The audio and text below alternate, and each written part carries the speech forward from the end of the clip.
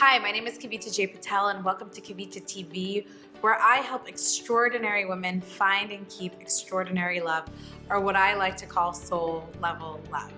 So welcome to today's episode. I have a special guest here. We have Patricia, and she's got a question for us. And the dialogue that we're going to be having is going to be totally unscripted. And so I want you to really listen in and see what nugget you can take for yourself and your love life to help you break through in that way. So look for that nugget that you get from this conversation. All right, so we're going to get started. So what is your question? Okay, so my ex and I are still in love. We're not together, but we are in love and we're considering getting back together, but I'm not really sure if that is a good idea. Yeah. Okay.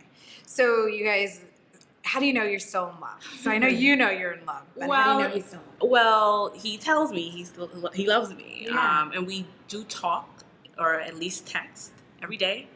It's very loving, and people say they love you and it may be empty, but I know I'm not imagining it. Yeah. I've known him for a very long time, and I think at this point I kind of know when he's like not being honest, and that lack of honesty actually was the issue that led to us breaking up.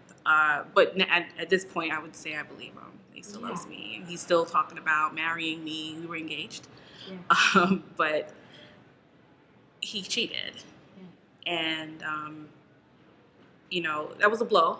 We didn't end the relationship right there, but we couldn't sustain it after that. So it's been about a year since we broke up, and I love him. I love him, but when I think about getting back together, I'm just like, are we going to repeat history? Yeah. That's a concern. And I can't speak for him, of course, but he has echoed some of those concerns as well. Not necessarily that he says he's going to cheat again, but that all the issues that we had in the relationship, he's worried about that as well. So, we love each other. Yeah, I can feel it. Yeah. Sometimes it's like, when you're not together and you're really clear about how you feel. And so it's just like, okay, is he on the same page? But he absolutely is on the same page. Yeah. And so what is it that's really stopping you from like moving forward? Because it sounds like he's ready. He's almost like he wants to marry you already. Is that true? He says that. So, I don't know, but it's what he says. Yeah. He's throwing out, I might go get a ring, things like that. Yeah. He'll throw that out there. I really am just afraid of experiencing the pain that I felt when I learned of his infidelity. I never want to experience that again. It was just such a deep blow. Like, I can't even, words can't describe it. I'm sort of re-feeling the moment, feeling it right now, so it's a little hard for me. Ooh. I can feel it. But just to saying all that to say, that should not be a part of my life again. Yeah. It was, and I think I needed it. Yeah. And pains, I think, at least in my opinion, pain comes for reasons. Like, something was wrong and it needed to be addressed, and it's still being addressed in a way. But like, I'm here for that reason, right? Yeah, right. It actually started a really amazing journey that led me to soul level love, and working with you. So, yeah. I don't regret what happened, but moving forward, I would not want to experience that again. Yeah, because the pain is still so present for you, right, around it. Mm-hmm. So I know you don't want to necessarily go there, but tell me a little bit about like just how it felt. I felt like a really dark energy right here. Right here. And I know there's something to that, the fact that it was like here. Yeah. It felt like also like whatever I knew to be like emotional and relationship structures around me toppled. Yeah. Like, it toppled when I learned of what was really going on. Mm-hmm. Yeah. It kind of felt like your whole reality just shifted. Right? Dashed completely. Yeah. Yeah. Do you know what it was that caused him to go there within your relationship? Was there something that he said wasn't working for him? Did he explain? Well, prior to me learning of this, I mean, we had relationship issues. It wasn't like it was perfect. Of course. So one thing that he expressed as a worry after I learned of everything was about my health. Mm-hmm. He was concerned that I gained some weight, and that it was something that I would not lose. Like, the weight wouldn't go. And in his mind, as he's explained it to me, that, you know, being of a certain size meant impaired health, and being married to someone in impaired health affects all kinds of things. It affects your relationship, it affects your ability to have children, it affects all kinds of things. And he had serious concerns about that. Now, I didn't know how serious his concerns were until after I learned of the cheating.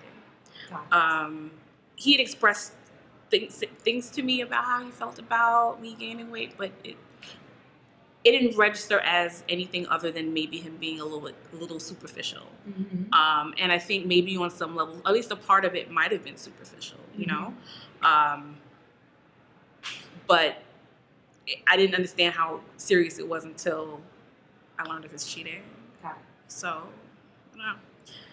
So it almost feels like he chose to cheat a little bit. What I can feel through it is like as a way to protect himself almost. Maybe. From like going too far down the line with you and feeling like then he may lose you for some reason or get hurt because he imagines this life with you that he may not have.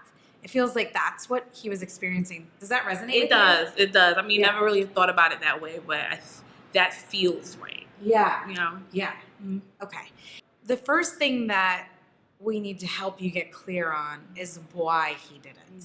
Because that pain that you can so easily access, if that still remains at this intensity, it's going to be really hard to move forward with him.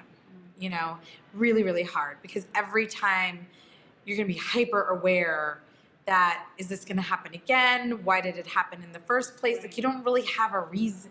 Yes, you have some reason, but you don't have like something to stand on. Do you know what I mean?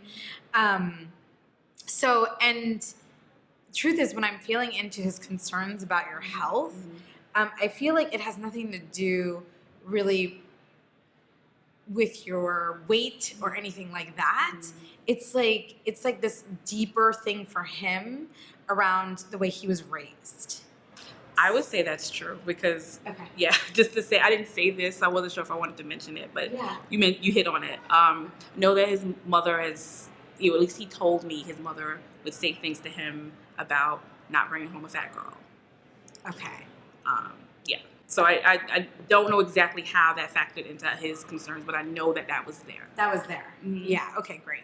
I don't actually know why his mom would say something like that, right? But there's something in her upbringing that said like, well, if you do something like that, it's like not acceptable for our family or whatever, right?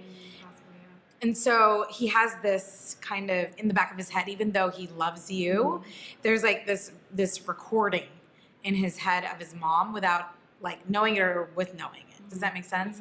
So it's actually important for you to ask him, like, what is it that scares you so much about my health? Like, what is it? You know, are you afraid that we won't have children? Are you afraid that, like, our sex life will change? Are you, like, what are you afraid of, right? And then ask him questions about how is that connected to your mom and what she's saying to you and your dad? Like, what did you hear or see from them that is giving you this messaging? You know what I mean?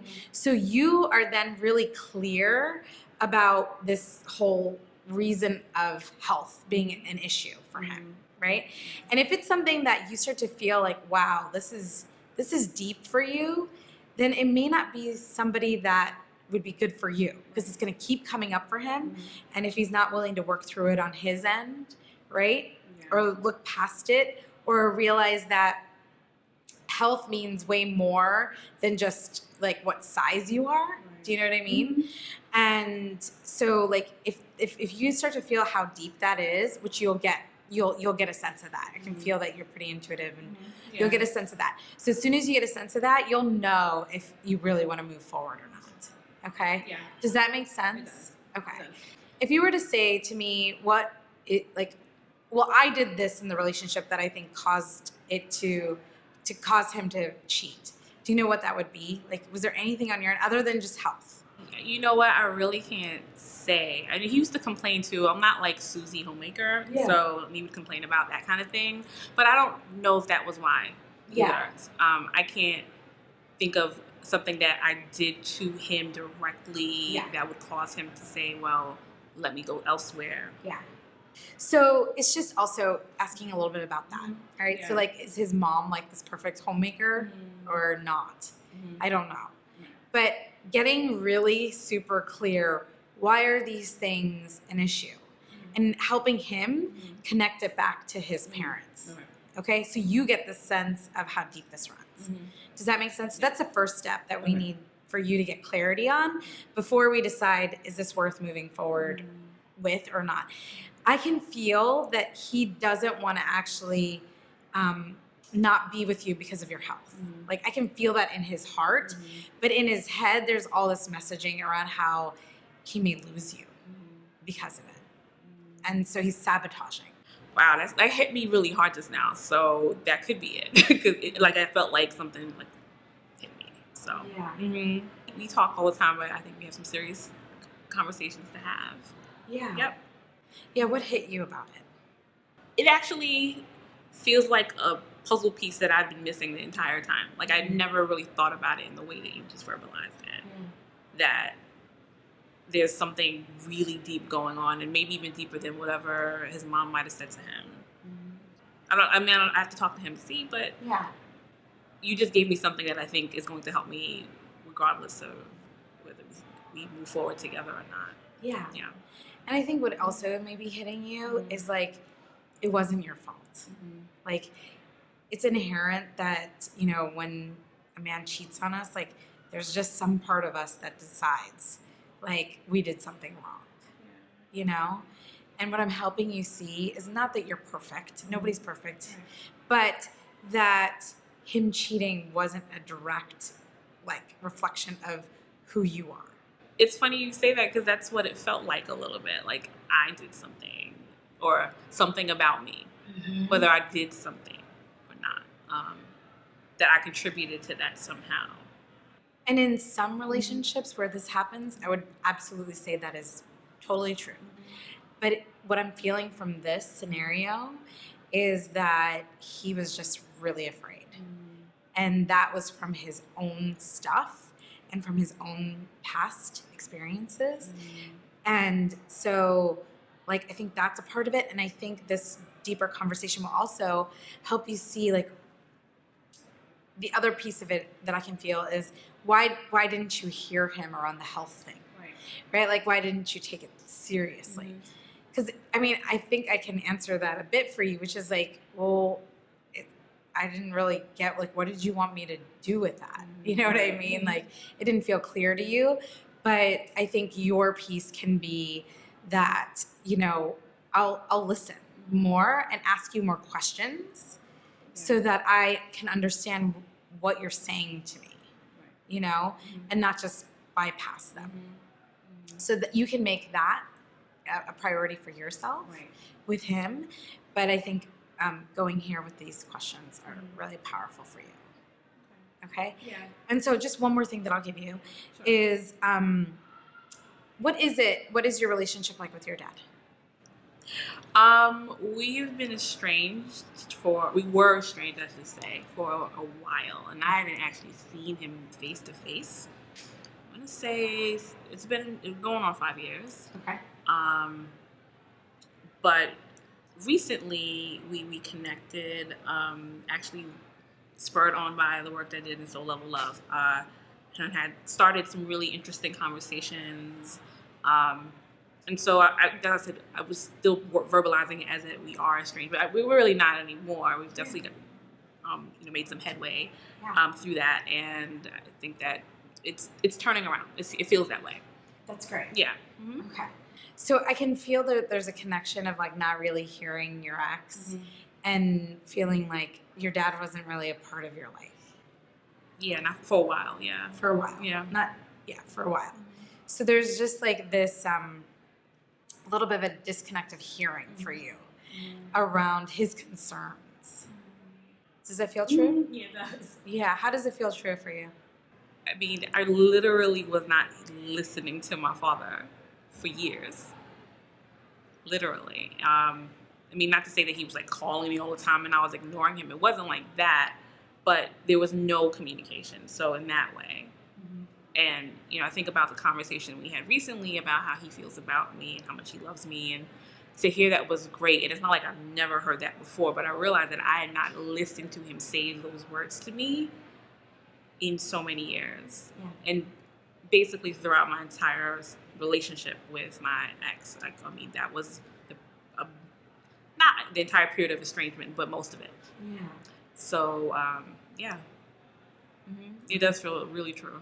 That's good. Yeah. So you've already started to shift this for yourself. So you can express that too. Like I realized that maybe my part, and it was like I wasn't listening to you.